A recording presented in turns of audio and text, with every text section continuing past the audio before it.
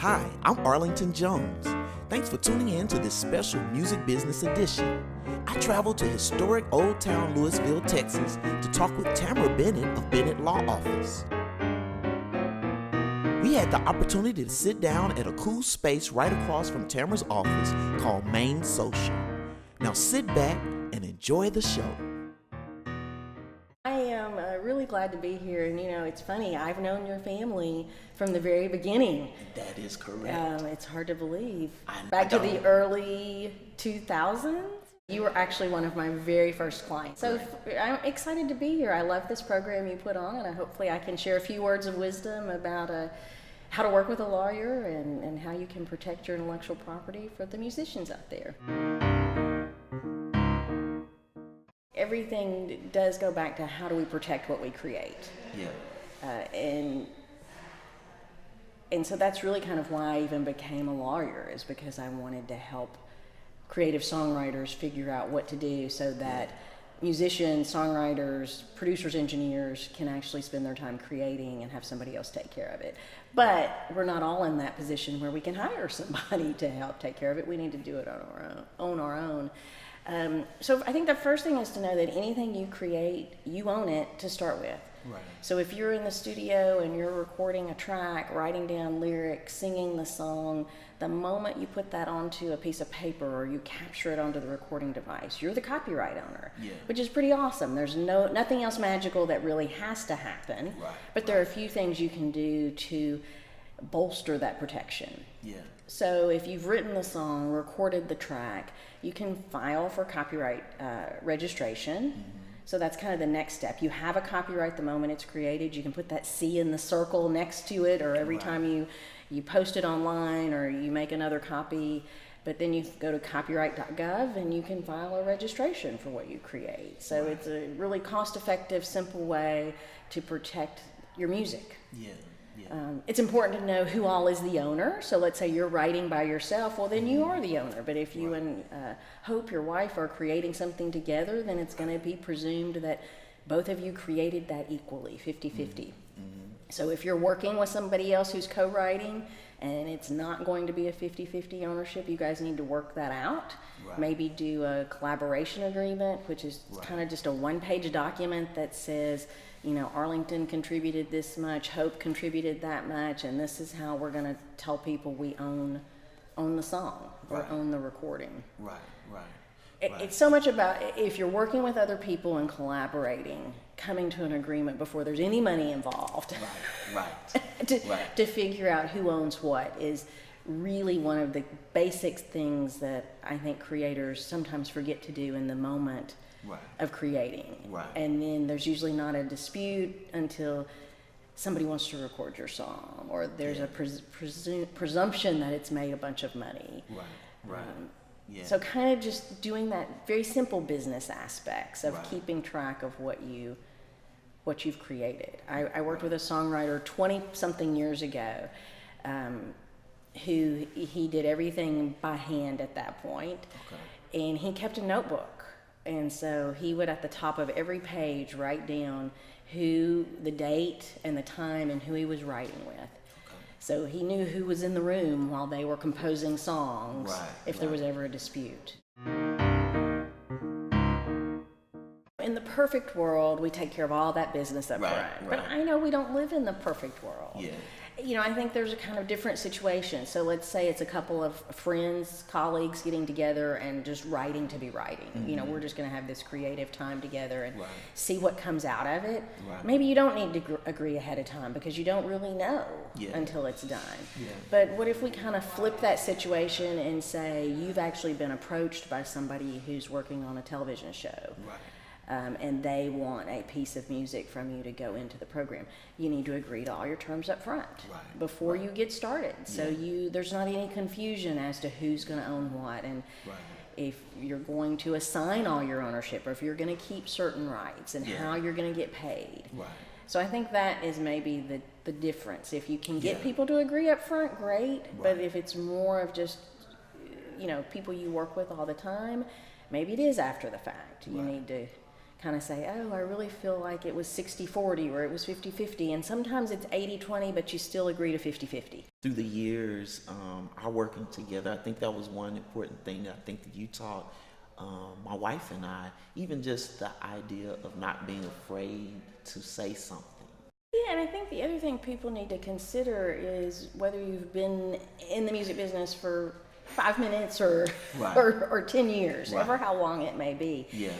You know, you can always learn more about the business and how it works. A lot of it is trial and error because you've been in a situation that didn't work out the way you wanted it to. Right. But keep in mind that the people on the other side of the transaction may not have as much knowledge as you think they do. Yeah.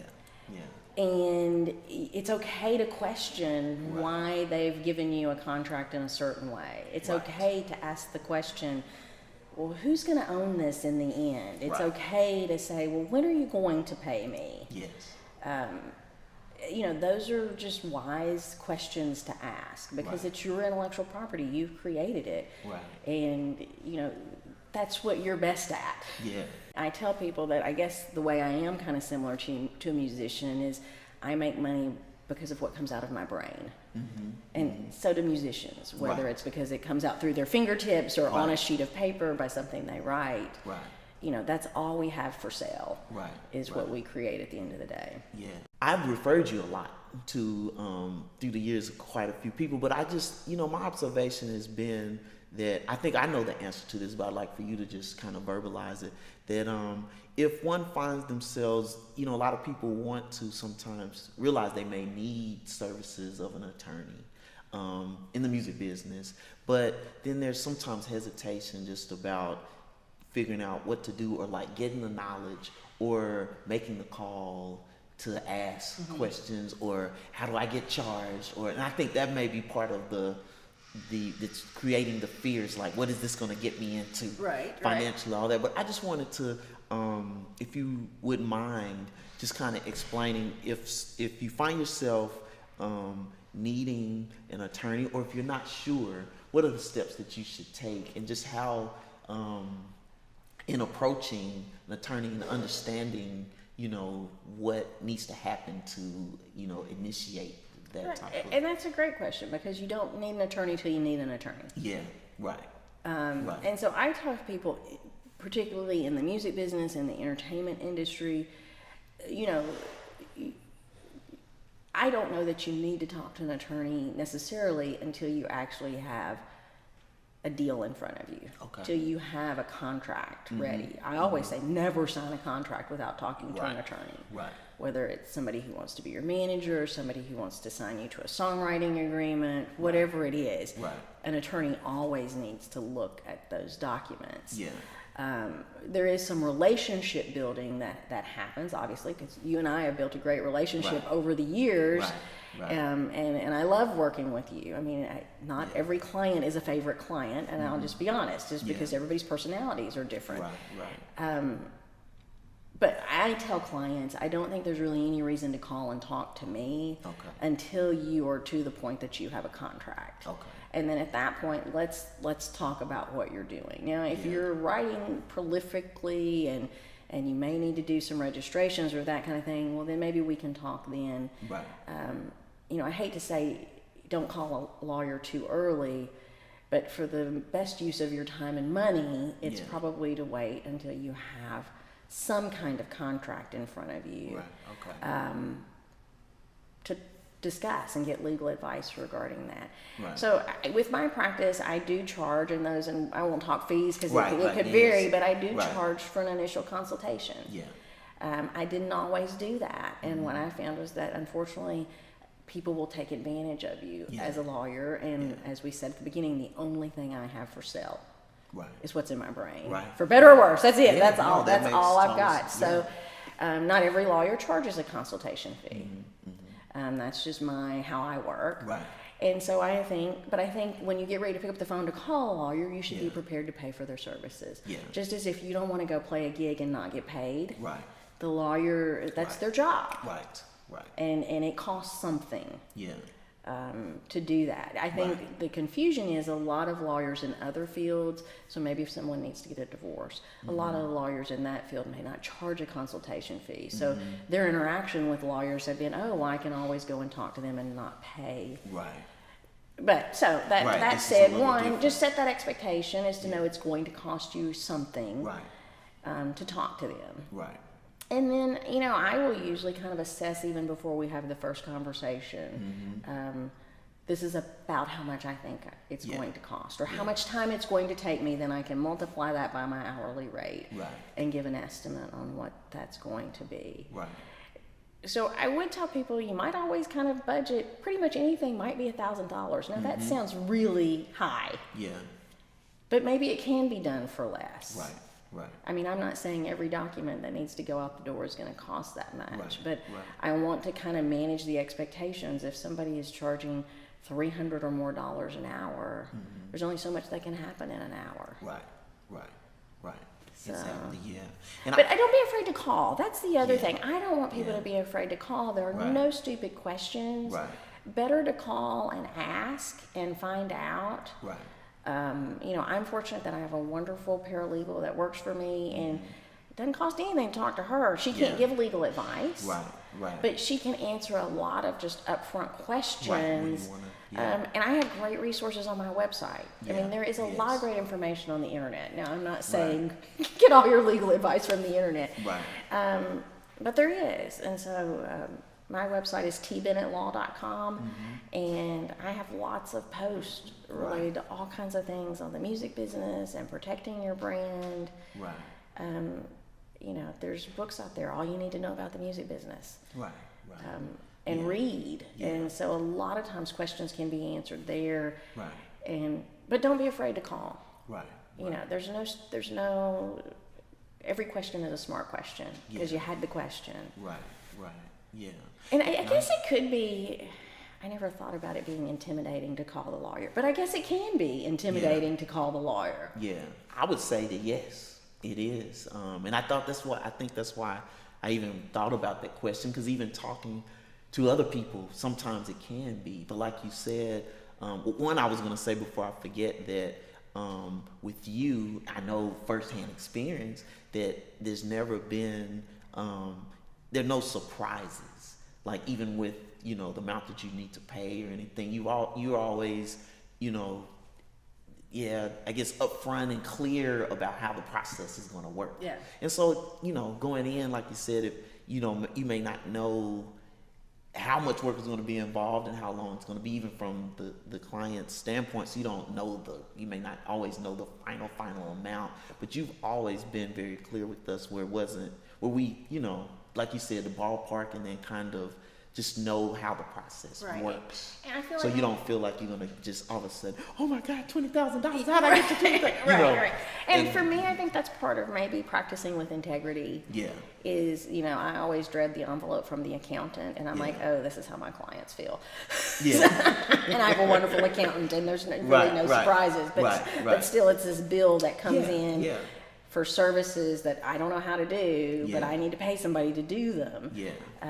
And maybe that's kind of how I tie in the practice with integrity, because I don't want somebody to get a bill that blows their mind. I want them to know up front, hey, we talked about this being $1,500. Well, you need to understand that if we're going to finish this, these are all the things that have happened to make it exceed, or even better, here's your refund check because we didn't spend as much money as we thought we were going to. Yeah. So I think what you said, just even explaining call, what the paralegal does and how all that works. To me, I hadn't had many. I don't know that I've heard that from another attorney. Just explaining that simple process. Yeah, so, I mean, a lot of times there will be, not every attorney. So a lot of entertainment lawyers, especially entertainment lawyers outside of Nashville, New York, and LA, are independent solo practice attorneys. Just by the nature of what we do, there's not enough practice for all of us to have one big law practice and kind of thing versus in the big cities. So they may or may not have a support staff person. But usually you can ask a few questions to figure out kind of where you're headed. we were saying early on that you were from Tennessee and then came to Dallas. So I'd like to kind of get into, I guess my first question would really be, I'm really curious about what made you choose this specific type of law and how you got into it. So I'm surprised we have not had shared this story before. I've never asked. So when I was 5 years old, we're going to go way back. Okay. In kindergarten, the kindergarten teacher asked everybody what they wanted to do when they grew up. Yeah. And my girlfriend Sandy was going to be a nurse. Trevor was going to be a fireman, and I stood up and played air guitar. Wow. And said I was going to be a rock star. Oh yeah. Yeah. No exposure to the music business, Yeah. no exposure to anything like that growing up. Right. So I don't know where it came from. My parents don't know where it came from. So I am not a rock star, as we've clarified already for today. But I was just passionate about music for reasons unknown. Right. So started playing saxophone in 7th grade. Okay. Played saxophone all the way through high school and college. Okay. Went to college on a music scholarship. Okay, great. At some point wanted to be weeded out professional musician early in high school. Then I went to college to be a recording engineer at Middle Tennessee State University. Okay. In Murfreesboro, Tennessee. I grew up just right outside of Nashville. Yeah.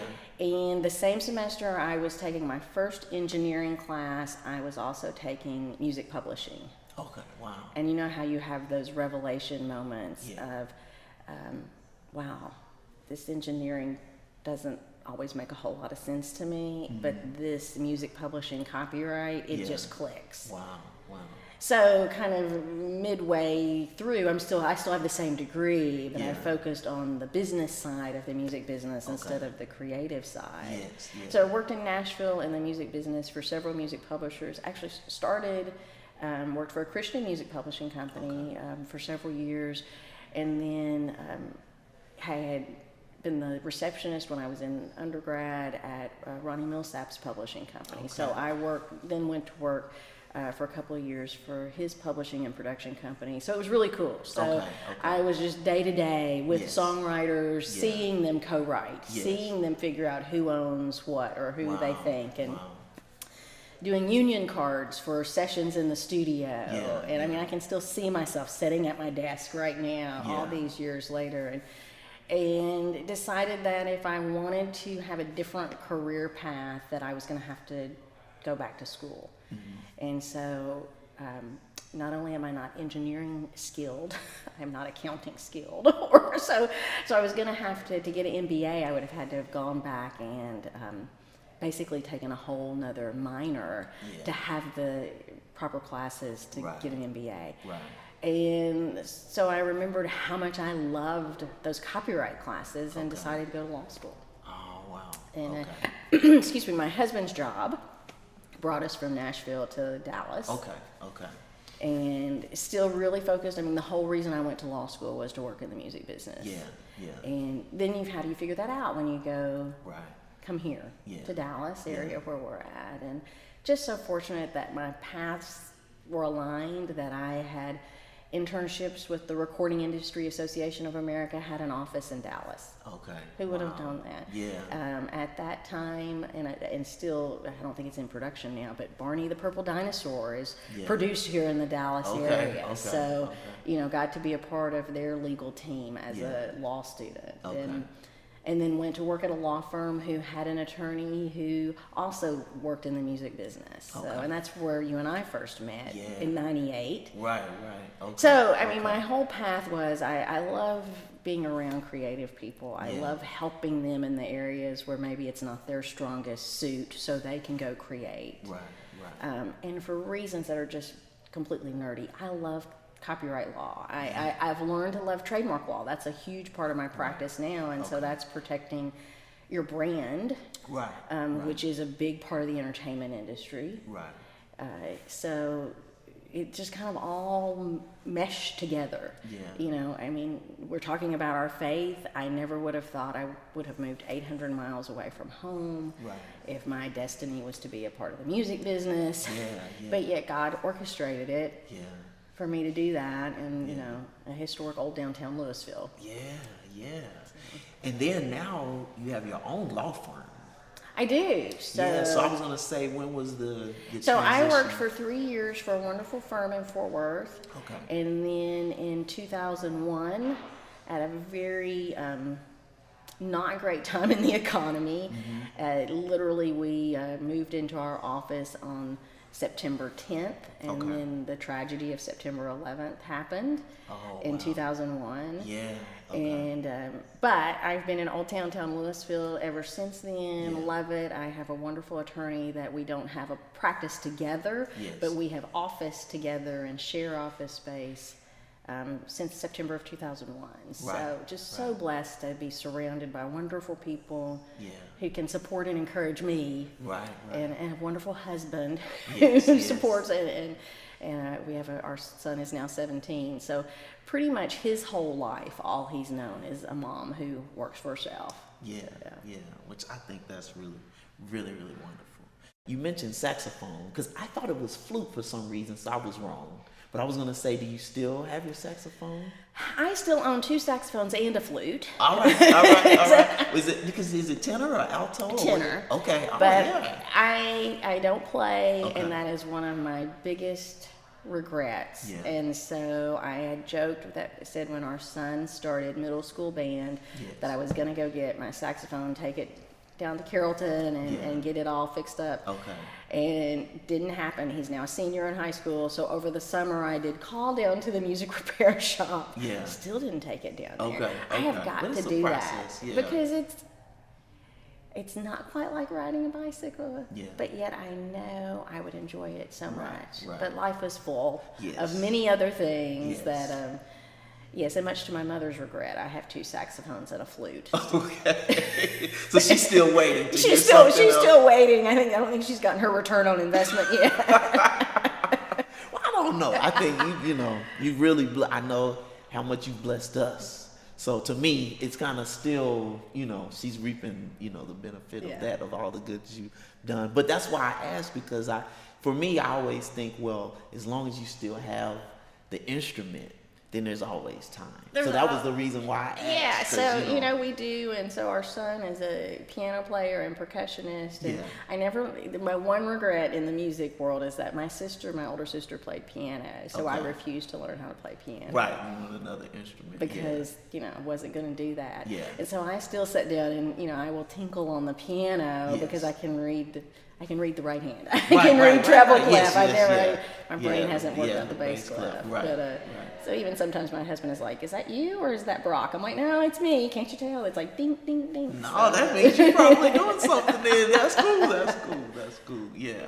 Well, I would hope that you know a pretty good piano player if you ever. If I ever need a few lessons or Yeah, instruction, hey. maybe might know somebody. It's just a phone call away. Okay, good. How do you feel about being in Dallas? Because I know, being in the Nashville area and coming from there, we know Nashville is a lot of music business things that happen there, but there's a lot that happens here. If you're not from Dallas, I don't know if you would really know that, but I just want you to talk a little bit about, your views on being, here in Dallas as opposed to Nashville, or any comparisons or anything. So I never actually was a practicing lawyer when I was in Nashville. I was in law school, Right, and then I okay. finished law school and have always practiced here in the Dallas area. Right, okay. And then we'll even clarify, as we did at the beginning, we're in old downtown Lewisville, so we're Yeah. not even really in Dallas. Right, true. True. I'm about 25 miles north Yes, of Dallas, very yes. close to the Dallas-Fort Worth airport, for anybody who knows Right. kind of where Right, I'm that glad is you said that, geographically. yeah. And it was a struggle. I mean, I did struggle just with my own internal conversations about, okay, if I'm supposed to be a music lawyer, Yeah. why am I where I am? But over time, I realized that there are a lot of things related to entertainment. I can't tell you all I do is practice music law, because Right. there really isn't enough in this area to just practice music law, Right. and that's why I do other things to help clients, Yeah. such as their trademarks. Right. I actually have a lot of corporate clients where they may not be full-time in the music business, but they need music Yes. Okay. for projects they're working on. So Right. I help them license and clear that. So Right. it's not that I'm always working for an artist or songwriter Right. like you. Right. You know, I'm working for corporate America, who is on the kind of the flip side. Yes. They need the content. They may Right. not be creating the content. Right. Okay. Okay. You know, but I talk to my colleagues who are in Nashville, and many of them have diversified their law practices as well. Okay. So the downturn in the music business, you know, it trickles down and impacts all of us. I mean, Yes. you guys are the first line that's impacted by 0.003 cents coming from Spotify. Right. But so are the professionals that support you, Yeah. because there's not enough money to hire Right. the lawyer for the deal anymore. Yeah. I mean, and that's just a sad truth. So, you know, if I want to keep helping clients like you, I need to figure out other practice areas that, to me, support that. Right.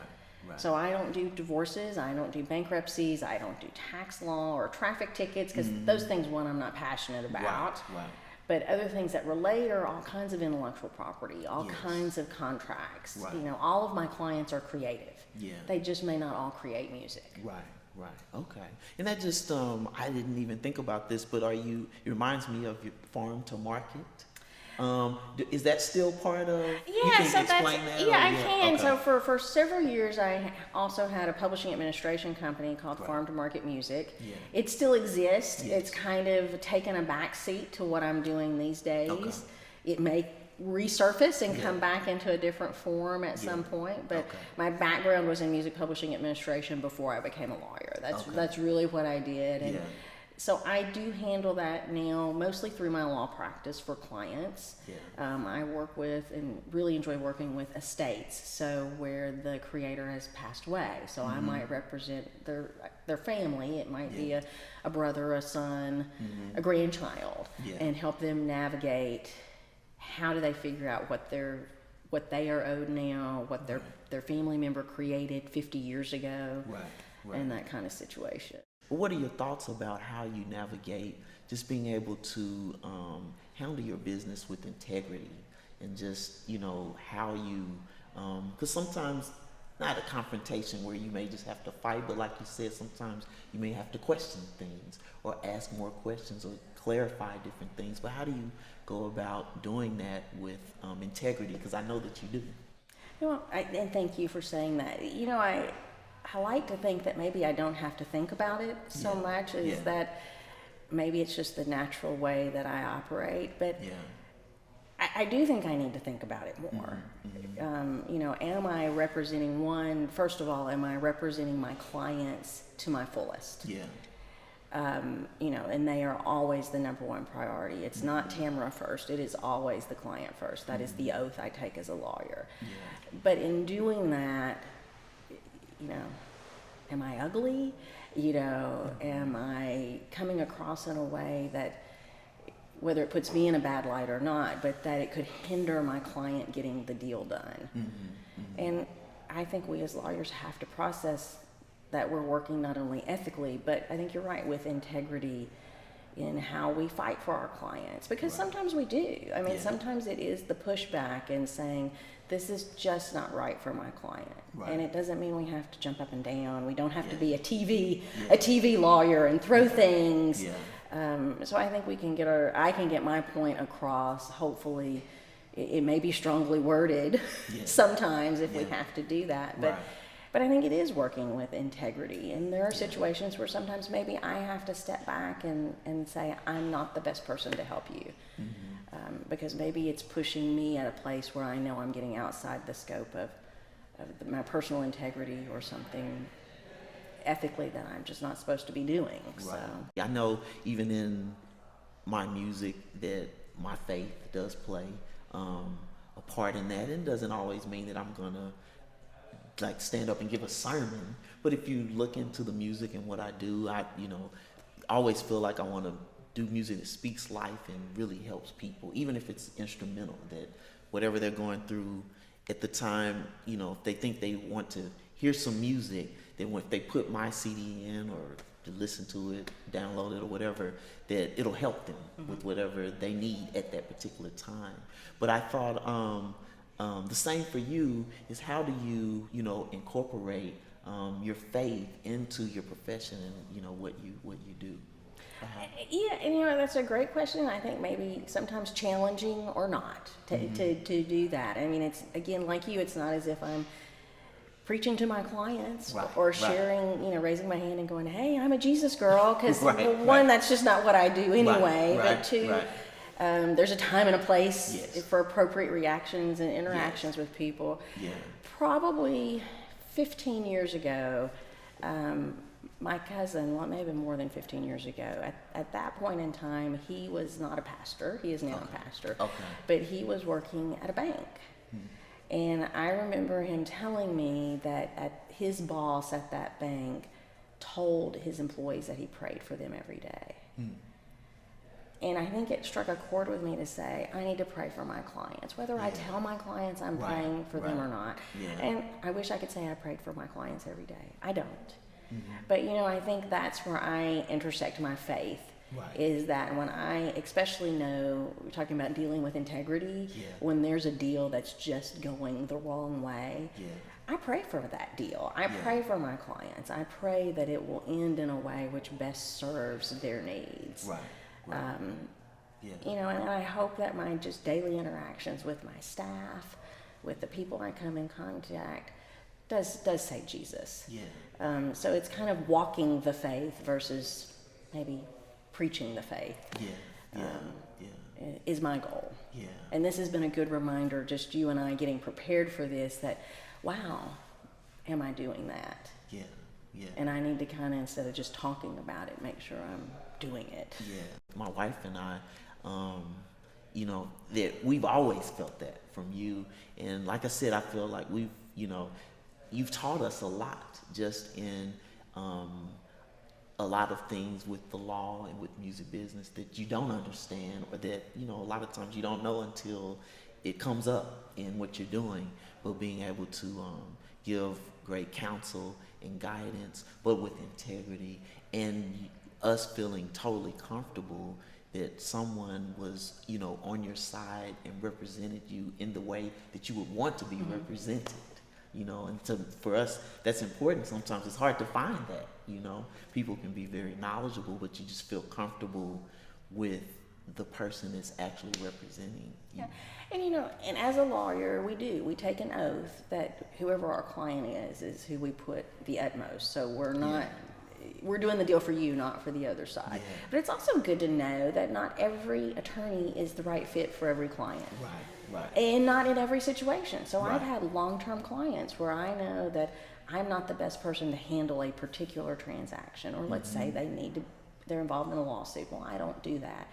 So I just want to make sure people understand that not every attorney you interact with is the right person for you, for whatever it might be. You can love them and have a great relationship with them, but they may not be the right lawyer to represent you on a particular transaction. And that even makes me think, I guess years ago when we met, that we were referred to another lawyer that we actually talked to, because we didn't even know anybody that would be the right person to help us with what we needed. And that person knew you and actually told us, said, well, Tamera Bennett is the person that would be best for what your needs are. And that's actually how we got to you. So I see that as being really important, that as attorneys, that you all make that decision, and being able to just admit, it's like, well, this may not be, I know the person that's the right person for you. Or it could just be completely outside of, you had a tax issue. Well, I'm not going to help you with the tax issue. So I think it's smart, as people are in the music business, in the entertainment industry, they do want to hire an attorney with expertise related to that. They don't want to necessarily hire their buddy who does divorce law and traffic tickets. Even though they may represent them with all integrity, they just may not have the knowledge to do the particular deal or transaction.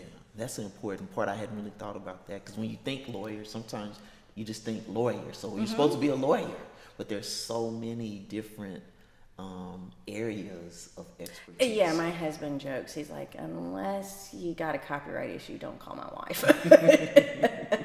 Or a trademark issue. Right. Otherwise, she's useless.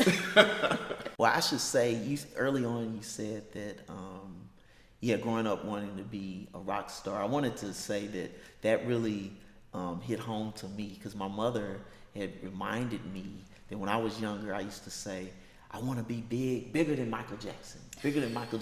And I think, though, just the passion for music and what we do and this, type of business, to me that resonated. When that story, I was like, that's me. That's exactly how, it's something that I think it kind of gets in you early on, and then you realize whenever you decide that maybe, okay, yes, I can't look back.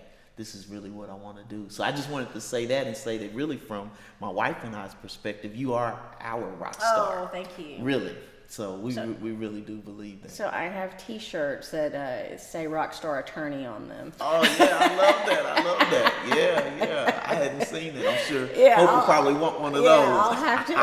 I'll have to post one of those for you, because that's like my favorite shirt to wear. Yeah, that is really cool. The music business has changed so much. I think about, people's philosophies on CDs now. We've kind of gone into the digital world. And one, I think the technology is wonderful. So I should say that I'm not an anti-technology person, but it really has changed as far as, the focus of how you release music and, the ideas of the way to make money, or is it still valuable to sign with the record label, or, all those kinds of things. But I kind of wanted to just get you to speak a little bit about just your thoughts of the direction of the music business, and really like digital downloads. And there's always a discussion about the artist getting the proper royalties from digital downloads, right, and different things like that. So I just want you to kind of speak a little bit on that, and just as your thoughts. Yeah, so I always say that whatever time we're in right now is the most exciting time to be in the music business. Yes. I mean, it is. Yeah. I was actually speaking at a career day for high school students last week or week before last, and shared that with them, and said, my very first album was an Eagles album, actually a physical album, and then I had a Huey Lewis in the News cassette, and then I actually found my Walkman, which was the height of technology in the 80s, and within it was Prince Purple Rain, which is my college roommate's cassette, and so I still have right, and so we've seen this technology change over the years, and we're at this point where we can consume music, because we don't even say we listen to music anymore. We consume it. It's become all-consuming of what we do. Right. In any time, any place, anywhere, we can hear it. Right. But then my question is, but how do the creators, and not only the creators, but the industry people who touch it, get paid? Right. And that is the challenge. You don't need a record label anymore. Right. So the pros and cons of that is it's so easy to put out content, is that there's a ton of content. Right. And unfortunately, a lot of it's just bad. Mm-hmm. There's great in it, but it also means that people who have not honed their skill, have not had maybe the opportunities to work with professionals, are putting out music that's just not great, and it kind of filters itself out. But then how do we get through all that noise to hear the great stuff? Right. To hear Arlington's wonderful music, so that somebody's going to listen to that. And then if they do, how are you going to get paid? Right. Your 0.003 or 0.005 from Spotify. Right. Versus if you were selling physical CDs. Yeah. You as an independent artist distributing it, you'd be getting 70 cents probably from iTunes, or 60 cents for every time it's sold on iTunes, versus, did I say 0.003 for every time it's played on Spotify. Right. So it's really hard to make a living. Right. And I don't know that we have a good answer for that, because people want to consume that music. Right. They want to I remember when Jack FM came out, and it was so exciting because they played all these different mixed up records all the time. Yeah. And we kind of compared it to like having, oh, it's a 6 CD changer on the radio. Right. Well, now you have Spotify. I mean, you don't even need to listen to the radio anymore. Yeah. But getting paid is challenging, and I think this part of it goes back to your business, making sure that you have, for your songs, not only did you file your copyright, but you're registered and you're a member of BMI, ASCAP, or CSAC, which is the Performance Rights Organization, because part of your monies come through them.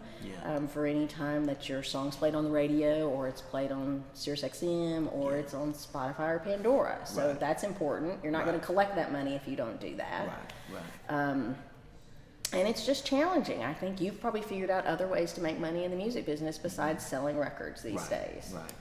Yeah. And I think artists and songwriters have to diversify, whether it's going on the road more because you can maybe make more money by touring and then actually selling physical CDs at the show because people will buy them in the moment of the performance. You know, if you can get placements on film or TV, that's a great thing too. So. Yeah. Well, that's great. I love what you said even from the beginning, because I think I feel the same way. It's like it was still very positive. You were saying that, you know, we live in the greatest time, where whatever time we're living in is the greatest time for the music business and releasing music. But so yes, navigating all of those things and everything that you said, you described exactly where I am and what I'm doing. So you exactly right, of course, on that. But to me, I stay positive too as well. Is that you figure it out and keep moving forward. We're gonna have to. I think the what happened in the music business was we didn't adapt. Yeah.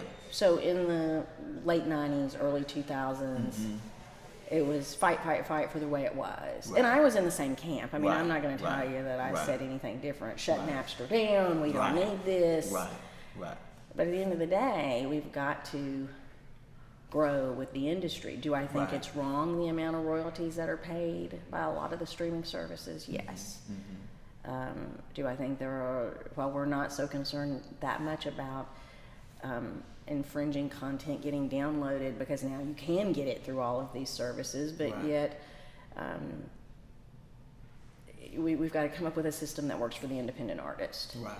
Because if you read in the news in the last week or two, Facebook is working out deals with major record labels so that you can have video content with music on Facebook, whereas we've been able to do that on YouTube.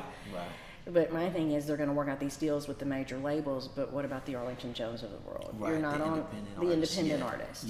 They're going to get the crumbs that are left over. So that's the part that frustrates me. I mean, I'm excited that we can listen to all kinds of music everywhere. I still buy CDs. I still pay for downloads, but I also listen to streaming services. At this career day, many of the students actually buy physical albums. And so that was really encouraging for me that they, it's kind of cool and trendy, but I hope they're listening to it and going, wow, there's something about having this physical record. And, do they go listen to an old analog album and hear what it sounds like and what the difference is and those kind of things. That is exciting. It reminded me that I was speaking to a 9-year-old with his parents. He was an early percussion player, and I mentioned tapes. And he kind of looked at me like, what? And so they start trying to explain to him, and then I realized, like, what am I saying? I'm talking about cassette tapes to a 9-year-old. But I just kind of chuckled at myself. But yes, I'm always encouraged when you see young people, if they, kind of a physical CD or a physical album. Yeah, that is amazing.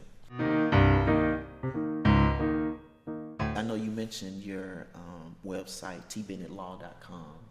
That's correct? It. And which I've been to a lot, but I just even recently, before this interview, kind of went there. But like you said, that I want you to talk a little bit about your podcast. Anything else you want to share about that? And then I was going to say, because I know you post a lot from the website, social media. You do quite a few speaking engagements and lectures. I noticed that was also listed on your website, so people can get a lot of information too, just kind of following you you know, the things that you have from your website. So specifically on the website, you can also get straight to my blog at createprotect.com. Okay, yes, yeah, okay. So that they're all tied together, but createprotect.com will take you there. Okay. If you just search for checklist, I have checklist for new artists. I have checklist for investing in a music deal, and these are just great resources you can print out, and you're starting your career in the music business, or you've already been in it for a while. Right. And it literally has 20 or 30 things that you can just go through and say, do I have this? Do I need this? And just check them off the list. So there's some just great, really usable things that are there. Yeah. So I've been so fortunate since 2009 to co-host a podcast with an attorney in LA. His name is Gordon Firemark. Okay. He really does a lot of film and TV and actual theatrical theater, live theater work. And then I do all of the music side, the trademark side of things. So it's really fun for us to get together once a month. We do it all by Skype. Yeah. And you can get them on iTunes or other podcasting programs. Okay. We talk pretty intense legal, but we have a lot of non-lawyers who listen. Okay. So, I mean, go check it out, because we have a lot of fun. It really is like you and I having a conversation, but we're talking about whatever the hot topics are in the entertainment world. Okay. Some of them are very legal. Some of them are just something that's in the news that we find kind of news of the weird, almost kind of things related to the entertainment industry. So that, I think, is a great resource, and it's a lot of fun. Right. Just, you can plug it in and listen. We have colleagues who listen on their train ride, on the way to work up in New York. Yeah. Twitter, Facebook, most social media, I'm at Tamera Bennett, TamerAbennett. Yes. Okay. And so I do have a lot of information kind of going out through my Twitter feed all day long on current events that are happening in the music business and for intellectual property. Okay. So, and that's a great place, I think, to interact with people, where you can realize that I'm a human being, and you can comment on, what about this news story or whatever. Right. So it's a lot more interactive kind of forum that's out there. We talked off camera, but I wanted you to say a little bit about if you had any words of wisdom for other females working in the music business. That's a great question. And years ago, I didn't think anything about it. Yeah. When I was in my 20s, my 30s, I never thought about there being difficulties for women, not just in the music industry, but in any industry. Yeah. Now, with some age, I look at it and go, wow, it's hard. Yeah. It's hard, especially if you want to be on the engineering side, the record producer side, maybe the more male-dominated aspects of the industry. Yeah. But even as a performer or in the business side like I am, I just want to tell people to be encouraged. Yeah. And be your best. Yeah. I want any male or female to do your very best work. Right. And I never thought I would be the woman to say to other women, you really have to be your best. Yeah. You have to not only work with integrity, you've got to put out a quality product, whatever that product might be, whether it's you as an attorney, you as an executive, you as a songwriter, that we have got to exceed in so many ways. And but I'm also a firm believer in I want the best person for the job. Right. I don't care, male, female, whatever color you are, it doesn't matter to me. But I think as women, we have to put our best foot forward every day, which is a heavy burden to bear. Yeah. I feel really passionate about, and this is where I think I see my work and my faith intersecting, that I have a responsibility to support and encourage women in the workplace. Right. And do that just individually through a ministry I'm working on, through my church. Okay.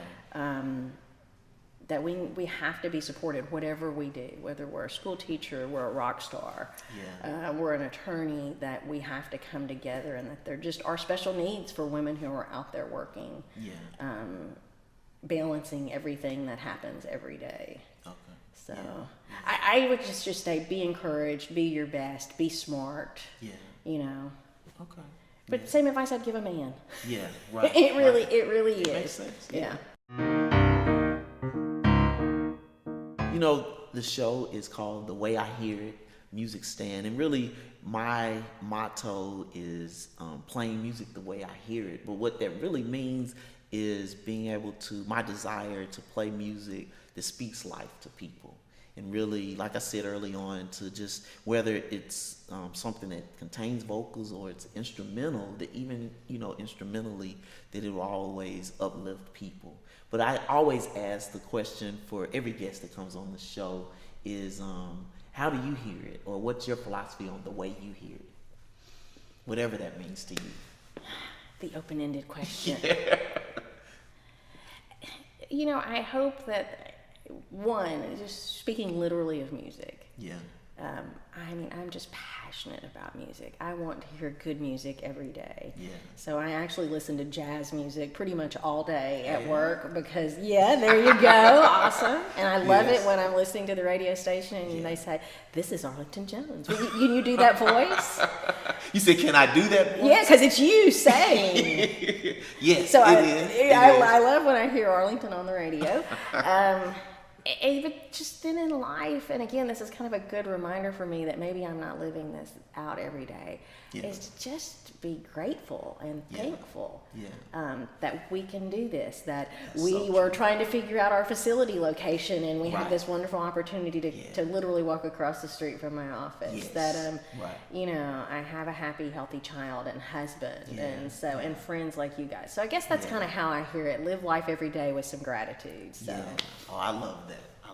Well, that's really amazing. Well, I've enjoyed our time to talk. I can't thank you enough for your time, your expertise, really your friendship as well as your profession. And so I just say, keep doing what you're doing because we need it and we appreciate it. Thank you so much. Thank you very much. Yes.